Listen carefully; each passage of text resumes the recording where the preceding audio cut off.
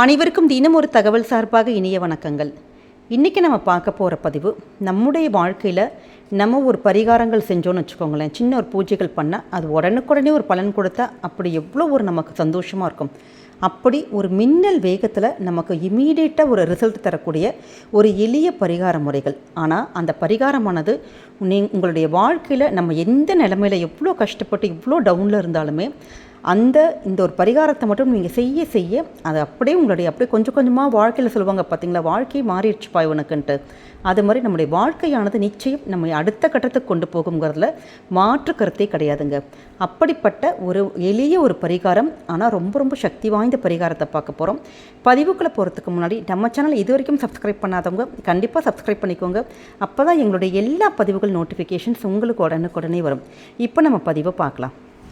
வாழ்க்கையில் நம்ம எல்லா மனுஷங்களுக்குமே ரொம்ப கஷ்டப்படுறது வாழ்க்கையில் எதுக்காக பண்ணுறோம்? நம்முடைய பணம்ங்கிற ஒரே ஒரு விஷயத்துக்காக தான். அந்த பணத்தை நம்ம பக்கம் ஈர்த்து கொள்ளணும்னு சொல்லிட்டு எல்லாத்துக்கும் ஒரு ஆசை இருக்கும். ஏன்னா அவ்வளோ கஷ்டப்பட்டு உழைக்கிறவங்களே நம்ம கையில் பணம் இருந்தால் அது எவ்வளோ சந்தோஷமாக இருக்கும்.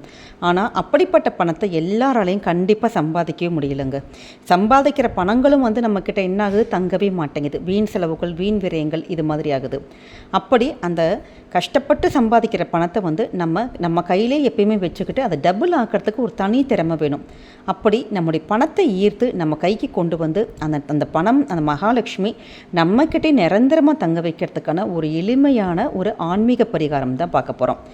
உதாரணத்துக்கு நீங்கள் ஒரு நல்ல ஒரு வேலைக்கு போகிறீங்கன்னு வச்சுக்கோங்களேன். அந்த வேலையில் பெரிய அளவில் நமக்கு என்ன நினைப்போம், பெரிய அளவில் முன்னேறணும், பெரிய பெரிய ப்ரொமோஷன்ஸ் வேணும், அடுத்தடுத்த லெவலுக்கு வேணும் அப்படின்னு நமக்கு கண்டிப்பாக ஒரு ஆசை இருக்கும். அதில் சம்பளம் இன்க்ரிமெண்ட்ஸ் அது மாதிரி நிறைய விஷயங்கள் இருக்குது. அது மாதிரி நமக்கு வேணும் நம்ம நினைப்போம். இல்லை நீங்கள் ஒரு பிஸ்னஸ் தான் பண்ணுறீங்க, உங்கள் பிஸ்னஸ் ரொம்ப டவுனாக இருக்குது, அதை நல்லா எடுத்து நடத்தி பெரிய அளவில் கொண்டு போகணும் அப்படின்னு நினைக்கலாம். இல்லை படிக்கிற குழந்தைங்க ஸ்கூலில் போய் பெருசாக அச்சீவ் பண்ணி அடுத்த கட்ட லெவலுக்கு அப்படி போகணும். அது மாதிரி எந்த ஒரு விஷயங்களாக இருந்தாலுமே நம்ம வீட்டை விட்டு கிளம்புறப்ப நீங்கள் அந்த ஒரு சின்னதான ஒரு சந்தன திலகம், நம்ம டெய்லி காலையில் நீங்கள் ஆஃபீஸ்க்கு போகிறப்பையோ ஸ்கூலுக்கு போகிறப்பையோ எந்த ஒரு நல்ல விஷயங்கள் போகிறப்ப ஒரு சந்தன திலகம் நம்ம சந்தனம் வச்சுக்கோம் பார்த்தீங்களா டெய்லி, அது மாதிரி அந்த பொட்டை மட்டும் நீங்கள் நெத்தியில் வச்சுட்டு போகணும். இவ்வளோதாங்க இதுதான் தாந்திரிக பரிகாரம். இந்த தாந்திரிக பரிகாரம் நம்ம எப்படி ரெடி பண்ணுறது அப்படிங்கிறத பார்க்கலாம். இதுக்கு ஒரு சுத்தமான ஒரு கிண்ணம் ஒன்று எடுத்துக்கோங்க. உங்கள் பூஜை அறையில் தனியாக இதுக்குன்னே வச்சுக்கோங்க. சுத்தமான ஒரு கிண்ணத்தில் உங்கள் வீட்டில் சந்தன பொடி நம்ம எல்லா நாட்டு மருந்து கடையிலையும் கிடைக்கும். நீங்கள் நார்மலாக வாங்குகிற அந்த சந்தன வில்லை வாங்கவே கூடாது. உங்களுக்கு அந்த சந்தன வில்லை போட்டு நீங்கள் பண்ணிங்கன்னா இந்த பரிகாரம் நிச்சயமாக உங்களுக்கு பலன் அளிக்காது. ஏன்னு கேட்டிங்கன்னா, சுத்தமான சந்தனத்தில் தான் மகாலட்சுமியோட வாசமானது இருக்குது. கொஞ்சம் விலை கூட தான், ஆனாலும் பரவாயில்ல, கொஞ்சோண்டு பொடி மட்டும் நீங்கள் வாங்கிக்கோங்க. அது மட்டும் இல்லாமல் நீங்கள் அது கூட ஏலக்காய் நம்ம வீட்டில் கண்டிப்பாக இருக்கும். அதை நீங்கள் மிக்சியில் பொடிச்சு கொஞ்சமாக பொடி பண்ணி வச்சுக்கோங்க. இதோட சுத்தமான பன்னீர், நம்ம பூஜை அபிஷேகத்துக்கெலாம் வாங்கி வச்சுக்கோம் பார்த்தீங்களா, அது மாதிரி சுத்தமான பன்னீர் நீங்கள் எடுத்து வச்சுக்கோங்க. இது மூணையுமே பூஜை ரூமில் நல்லா ஒரு கிண்ணத்தில் போட்டு எப்பயும் போல் சந்தனம் கலக்குவோம் பார்த்தீங்களா, அதே மாதிரி சும்மா கலந்துட்டு வச்சுட்டு கொஞ்சோண்டு ஏலக்காய் பொடி நம்ம பொடிச்சு வச்சுருக்கோம் பார்த்தீங்களா, கொஞ்சோண்டு சந்தனம், கொஞ்சோண்டு ஏலக்காய் பொடி, தண்ணிக்கு பதிலாக இந்த பன்னீர், சுத்தமான பன்னீர், இதை மூணையுமே கலக்கி வச்சுட்டு சுவாமி முன்னாடி வச்சுக்கணும். இதை பெருமாளாக இருக்கட்டும், இல்லை சிவனாக இருக்கட்டும், எந்த ஒரு தெய்வங்களாக இருந்தாலும் பரவாயில்ல, உங்களுடைய இஷ்ட தெய்வங்கள் இது நினச்சிட்டு நீங்கள் அதை உங்கள் கையால் எடுத்து வைக்கவே கூடாது. அதற்கு முக்கியமான ஒரு விஷயம் இருக்குது. அது என்னென்னு கேட்டிங்கன்னா, அரச மர குச்சி. இதுதான் இதில் பிரதான விஷயமே. இது என்ன அரச மர குச்சின்னு நீங்கள் நினைக்கலாம். ஏன்னு கேட்டிங்கன்னா, இந்த அரச மரம் நம்ம சொல்கிறோம், அரச மரம்ங்கிறது ஒரு ராஜ விருட்சம்னு சொல்லுவாங்க. அதாவது அரச மரத்தோட வேர் பகுதியில் தான் பிரம்மன் வசிப்பதாக ஒரு ஐதீகம், நடுப்பகுதியில் திருமால் இருப்பதாக ஐதீகம், அதே மாதிரி உச்சியில் நம்முடைய ஈசன் இருப்பதாக ஐதீகம். அப்படி நம்முடைய அரச மரத்தில் எல்லா தெய்வங்களும் இருக்குது. அப்படிப்பட்ட அந்த அரச மரத்தோட குச்சி இருக்குது பார்த்தீங்களா, குச்சி உங்களுக்கு கிடச்சதுன்னா பண்ணலாம். எப்பயுமே அரச மரத்தோடலேருந்து குச்சி நம்ம உடைக்கவே கூடாது. அந்த ஒரு மரத்துலேருந்து அதான் தானாக கீழே விழுகுது பார்த்தீங்களா, அந்த ஒரு குச்சி நீங்கள் எடுத்துக்கலாம். அப்படி எங்கள் பக்கத்தில் இது மாதிரிலாம் கிடைக்கல அப்படின்னா, இந்த சந்தனம் வாங்குறப்ப உங்களுடைய நாட்டு மருந்து கடையில் அரச மர குச்சி தாங்கன்னு கேட்டால் போதும். அந்த அரச மர குச்சி நீங்கள் வாங்கிட்டு டெய்லி அந்த அரச மர குச்சியில் எடுத்து நீங்கள் உங்களுடைய நல்ல சுவாமிக்கிட்ட ஆத்மார்த்தமாக வேண்டிட்டு அந்த சந்தனத்தை அந்த குச்சியிலேருந்து எடுத்து அப்படி எடுத்து உங்கள் நெத்தியில் வச்சுக்கணுங்க. இவ்வளோதான். எவ்வளோ ஒரு எளிமையான ஒரு தாந்திரிக பரிகாரமாக இருக்குது. இதை மட்டும் நீங்கள் செஞ்சு பாருங்களேன். இதில் நிறைய சூக்ஷ்ம ரகசியங்கள் இருக்குது. கடவுளோட, அதாவது பிரம்மா, திருமால், நம்முடைய சிவன், இவங்க 3 பேரோட ஆசீர்வாதங்கள் கண்டிப்பாக கிடைக்கும்.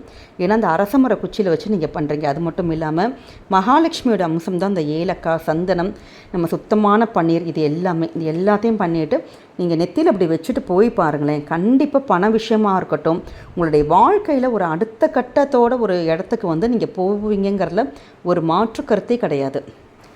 அரச மரத்தை யார் ஒருத்தங்க வழிபடுறாங்களோ, இல்லை அரச மர குச்சிகள் வச்சு நம்ம யாகங்கள் பண்ணாலும் சரி, அந்த அரச மரத்தோட அதோடைய விழுதுகள் எதை நம்ம யூஸ் பண்ணாலுமே நமக்கு அரசனுடைய வாழ்க்கை கிட்டும், அதாவது ராஜபோக வாழ்க்கை கிட்டுங்கிறது ஒரு ஐதீகம். அதனால தான் இந்த அரச குச்சி வச்சு நம்ம எடுத்து வைக்கிற அந்த சந்தனமானது, அந்த நெத்தியில் வச்சுக்கிற திலகமானது டெய்லி இப்போ நம்ம வீட்டில் இருக்க லேடிஸாக இருக்கட்டும், நம்ம ஆஃபீஸ்க்கு போகிறவங்களா இருக்கட்டும், இல்லை குழந்தைங்களுக்காக இருக்கட்டும், வீட்டில் இருக்க எல்லாருமே நீங்கள் வச்சு பாருங்கள். நீங்கள் வைக்க வைக்க வைக்க உங்களுடைய வாழ்க்கையில் நிச்சயம் நம்ம எப்படிப்பட்ட டவுனில் இருந்தால் கூட பரவாயில்ல, நம்ம ஒரு அடுத்த கட்ட லெவலுக்கு கண்டிப்பாக போகிறது உறுதி. அது மாதிரி உங்களுடைய ஆஃபீஸ் விஷயங்கள் அது மூலமாக அப்படியே போயிட்டு நம்ம டக்குன்னு நமக்கு ஒவ்வொரு விஷயங்களாக நடந்து உங்களுக்கு பண வசியம், பண ஈர்ப்பு, இது எல்லாமே நிச்சயம் ஏற்படுங்க. இதில் மாற்று கருத்தே கிடையாது. அது மட்டும் இல்லாமல் இந்த அரசமர குச்சி வச்சு இன்னொரு தாந்திரிக பரிகாரம் கூட நம்ம இப்போ பார்க்க போகிறோம். அதாவது நம்ம எப்படியும் நாட்டு மருந்து கடையில் இந்த இதுக்குன்னு சொல்லிட்டு அரசமர குச்சி வாங்குவோம். கண்டிப்பாக அவங்க ஒன்றா தனியே தரமாட்டாங்க, ஒரு 4-5 அது மாதிரி தான் சேர்ந்து கொஞ்சம் வெயிட் போட்டு நம்ம கொடுப்பாங்க பார்த்தீங்களா.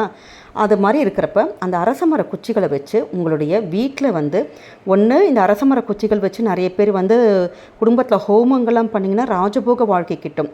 அப்படி இல்லாதவங்க எங்களுக்கு இந்த யாகம்லாம் பண்ணுறதுக்கு எங்களுக்கு வசதி இல்லைம்மா, பூஜையெல்லாம் பண்ண முடியாதுன்னு நினைக்கிறவங்க, நம்மளுடைய அரச குச்சி இருக்குது பார்த்தீங்களா, இந்த பூஜைக்குன்னு வாங்கியிருக்கீங்க பார்த்தீங்களா, பரிகாரத்துக்குன்னு குச்சி, அதில் ஒரே ஒரு குச்சி இல்லாட்டி 2-3 குச்சி உங்கள்கிட்ட என்ன பாக்கி இருக்கோ அந்த குச்சியை மட்டும் எடுத்துகிட்டு ஒரு நல்ல சுத்தமான ஒரு பவுல் எடுத்துக்கோங்க. கண்ணாடி பவுலாக இருக்கலாம், இல்லை எந்த பவுலாக வேணாலும் இருக்கலாம், ஆனால் ஸ்டீல் பவுல் மட்டும் வேணாம், பீங்கான் பவுலாக கூட இருக்கலாம்.